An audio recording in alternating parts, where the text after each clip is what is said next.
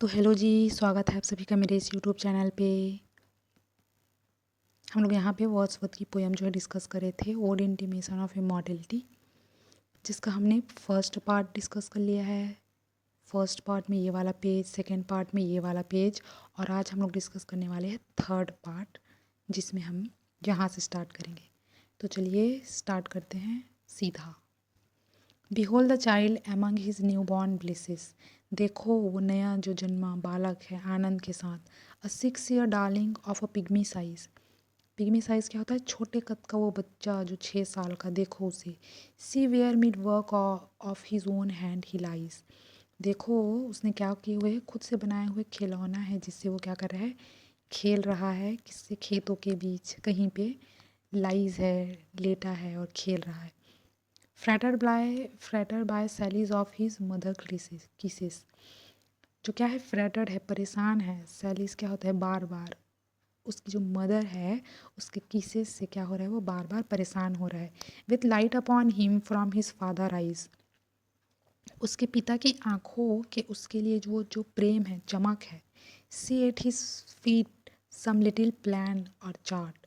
देखो उसके कदमों के पास क्या है, कुछ योजनाएं पड़ी हैं, कुछ चार्ट बने हैं, खेलों के रूपरेखा के चार्ट। Some fragment from his dream of human life. वो शायद क्या हैं, ह्यूमन के लाइफ के छोटे से अंश हैं। Saved by himself with newly learn art. उसने उन सब सेव्ड किया है किससे? उस नए सीखे आर्ट से उन सबको क्या किया है, सेव्ड किया है। वो उस नया सीखा आर्ट क्या है? अ वेडिंग और अ फेस्टिवल। या तो कभी वो शादी का खेल खेलता है, या कभी किसी फेस्टिवल का। अ मॉर्निंग और फ्यूनरल। मॉर्निंग क्या होता है? शोक सभा, और फ्यूनरल जो है अंतिम संस्कार। तो वो या तो मॉर्निंग का खेल खेलता है या फ्यूनरल का खेल खेलता है। And this hath now his heart. और यह पूरा अपने सच्चे मन से, हृदय से करता है। And unto this he frame his संग। और यही उसकी कल्पनाओं का, उसके गीत का बातें करता है। Then will he fit his tongue. और वह अपनी वाणी को क्या करता है, उसी के अनुसार ढाल लेता है। To dialogue of business love strife. कैसा डायलॉग है? सांसारिक कामकाज का, प्रेम का, झगड़ों का से जुड़ी बातें करने लगता है। एक बच्चा, न्यूली बॉर्न बच्चा 6 साल का, ये सब बातें करने लगता है। सही बात है। तो इतने वाले पार्ट में राइटर ने क्या क्या रिप्रेजेंट करें कि एक छोटा बच्चा खेल खेल में क्या करता है, शादी के, उत्सव के, दुख के, मृत्यु के, प्रेम के अभ्यास कर लेता है। करता है कि नहीं? सांसारिक जीवन में प्रवेश करने से पहले ही वो सब खेल खेल लेता है। यहाँ से स्टार्ट करते हैं आप। But it will not be alone. पर अब वह यह स्थिति जो है नहीं रहेगी। A this be thrown aside. जो क्या हो जाएगी? इससे पहले कि वह इन खेलों कल्पनाओं को छोड़ दे, क्योंकि यह जो है अब और नहीं रहेगी। And with new Joy and pride. और नए उत्साह, जोश से। The little actor cons another part. जो ये लिटिल हमारा अभिनेता एक्टर है, वो क्या करता है, कॉन्स अनदर पार्ट, एक नया किरदार सीखने लगता है। Feeling from time to time his humorous stage. भर देता है समय समय पर। किससे भर देता है? स्टेज में, रंगमंच में। क्या? ह्यूमरस, मनोरंजन भर देता है। With all the person down to palsied age. सभी प्रकार के किरदार वो निभाता है, और साथ ही साथ एक किसका? पाल्सिड एज का भी, जो कांपता हुआ वृद्धावस्था है उसका भी एज निभाता है एक छोटा बालक। That life bring with her in her equipage. Equipage क्या होता है? साथ लेकर आया है, कि ये जो जीवन है अपने साथ कुछ तो लेकर आया है। क्या लेकर आया है? परेशानियाँ, कठिनाइयाँ साथ लेकर आया है। As if his whole vocation. यह पूरा अभी अपने पूरे पूरे जीवन कार्य में वेरिनलेस इमिटेशन, केवल क्या कर रहा है, दूसरों की नकल ही करता ही रहता है। Thou those external semblance doth believe. External जो बाहरी सैम्बलेंस है, रूप है, वो क्या कर देते हैं, डथ बिलीव, उसके वास्तविक मानवता को प्रकट नहीं करती। दाउ सोल इमेंसिटी, उसका ये जो सोल है वो क्या है, बहुत महान है। इमेंसिटी मीन्स महान। दाउ बेस्ट फिलोसोफर, हे हे श्रेष्ठ दार्शनिक। हु ये डथ कीप, जिसने अभी भी अपने अंदर वो दृष्ट दिव्य ज्ञान दृष्टि को रखे हुए है। Thy heritage thou eye among the blind, ये जो विरासत में मिली है, हेरिटेज यानी क्या होती है, विरासत में मिली है क्या, ये दिव्य शक्ति विरासत में मिली है, उसको क्या है, संभाले रखे है। कैसे? आई अमंग द ब्लाइंड, आई क्या है, अंधों के बीच तुम देखते हुए आँख के समान। That deep and silence reach the internal deep, reads the internal deep. Deep कौन होता है, बहरा, है ना। तो यहाँ पे बहरा से रिप्रेजेंट क्या है, बिना बातें सुने भी जो है ये जो सत्य है वो क्या होती है, गहरे रहस्यों को समझ लेती है।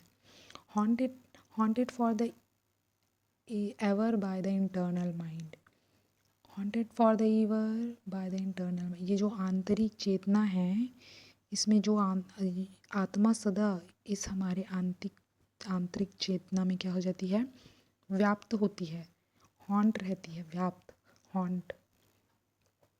माइट, माइटी प्रॉफिट शेर ब्लेस्ड, माइटी कौन है, महान, प्रॉफिट क्या है, भविष्य दृष्टा है, शेर कौन है, दिव्य दृष्टि वाला, ब्लेस्ड, ब्लेस्ड कौन है, धन्य।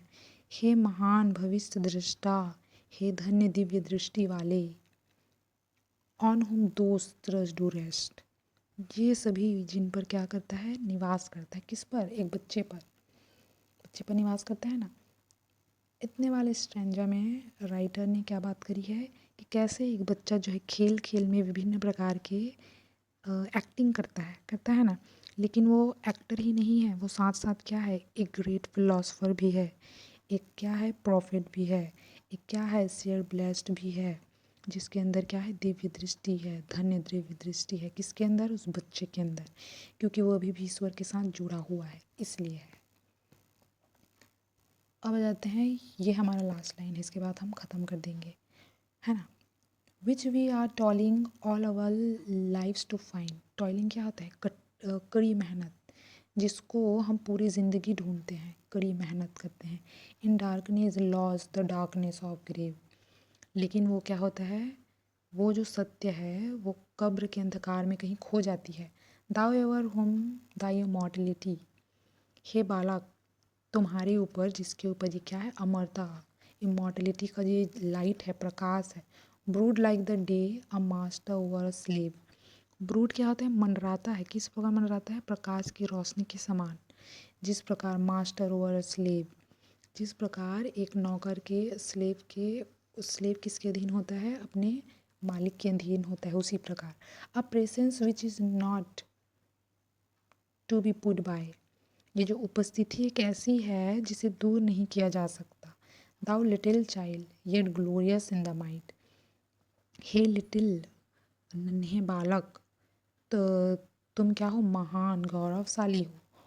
Of heaven born freedom on thy being height, तुम क्या हो, क्योंकि तुम जो है हेवन बॉर्न फ्रीडम हो, तुम्हारे अस्तित्व में क्या है, स्वर्ग से प्राप्त स्वतंत्रता है जो तुम्हारे अंदर विद्यमान है। Why with such earnest pain doth thou provoke, जो क्या करती है, तुम्हें गंभीर, फिर भी तुम इतने गंभीरता से क्यों प्रयास करते हो। अर्नेस्ट पेन, पेन यानी प्रयास करते हो, अर्नेस्ट गंभीर से, गंभीरता से क्यों प्रयास करते हो। The year to bring the inevitable yoke, इसका क्या मतलब है, इनेविटेबल योग का अनिवार्य बोझ, लेकिन अब वो समय आने वाला है, कौन सा समय, तुम पर भी क्या आएगा, अनिवार्य बोझ आएगा। Thus blindly with the blindness is the strife, तुम जो है विरुद्ध क्यों हो, किसके विरुद्ध, ये जो अनावश्यक संघर्ष तुम कर रहे हो, पवित्रता के विरुद्ध क्यों कर रहे हो। फूल सून, जल्द ही, full soon thy soul shall have her earthly fright, कि जल्द ही तुम्हारी ये जो आत्मा है वो भी क्या होने वाली है, अर्थली फ्राइट, फ्राइट क्या है, बोझ, संसारिक बोझ से भरने वाली है। And custom lie upon thee with a weight, ये जो कस्टम है, सांसारिक जीवन की आदतें हैं, ये भी सभी तुम पर बोझ बन जाएगी। किस प्रकार? Heavy as a frost and deep almost as life, एक ठंड के समान है ना, एक फ्रॉस्ट के समान, and deep almost as life, तुम्हारे भीतर तक चली जाएगी, है ना, डीप तुम्हारे लाइफ में। O joy that is our embers, हे आनंद, that is our embers, embers क्या होता है? बुझते हुए अंगारे, बुझते हुए अंगारे, embers is something that doth live, कि कुछ तो है जो क्या है, अभी भी लिव है, बचा है। दैट नेचर येट रिमेंबर, जिसे नेचर जो है, प्रकृति जो है क्या करेगी, याद करेगी। और इस इतने वाले में राइटर ने जो है क्या बोलना चाहा है कि बच्चा जो है जन्म के समय क्या होता है, गॉड और हेवन जो है उसके आसपास होता है।